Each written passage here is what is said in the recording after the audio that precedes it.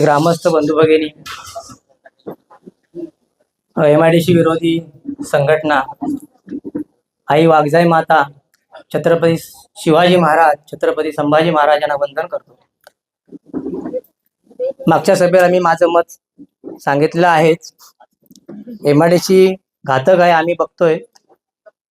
MIDC झाली तर तिथून फार मोठं नुकसान होणार आहे आणि त्या नुकसानाला आपण सामोरे जाणारच आहोत, हे सुद्धा आपण पाहतोय, ऐकतोय. पण MIDC आपल्या गावामध्ये दोन प्रवाह सुरू आहेत. एक तर समर्थन आहे आणि एक तर विरोधक आहे. दोन्ही बाजू सांगण्याचा प्रयत्न मी करणार आहे. गैरसमज करून घेऊ नका कोणी, कारण मी समर्थनाच्या बाजूला अजिबात नाही आहे. कारण मला ही MIDC नकोच आहे. हे जिथं तुम्ही आहात तिथं आपण सर्वजण जाऊ.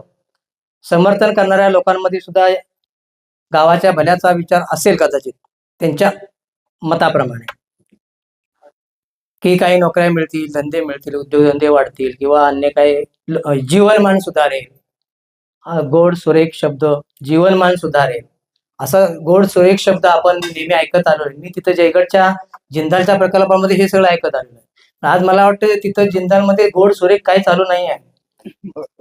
गोड सुरेख काहीच चालू नाही. मला नांदिवड्यामध्ये त्या समुद्रामध्ये मासे मेले आणि भरपूर मासे मेले. त्याने का मेले? ते मुद्दाम मेले, बरोबर नाही? असं कुठंतरी काहीतरी झालं असेल, ते मासे मेले असतील, प्रदूषणाचं पाणी सोडलं असेल म्हणा, किंवा अन्य काही गोष्टी झाल्या असतील आणि त्यामुळे ते प्रदूषणाला हानिकारक अशा प्रकारचे ते प्रकल्प आहेत. हा सुद्धा प्रकल्प तसाच आहे. आता बाचऱ्याने बरीचशी माहिती आपल्याला सांगितलेली आहे. आपण सुद्धा युट्यूबवर बघतोय का कधी कधी MIDC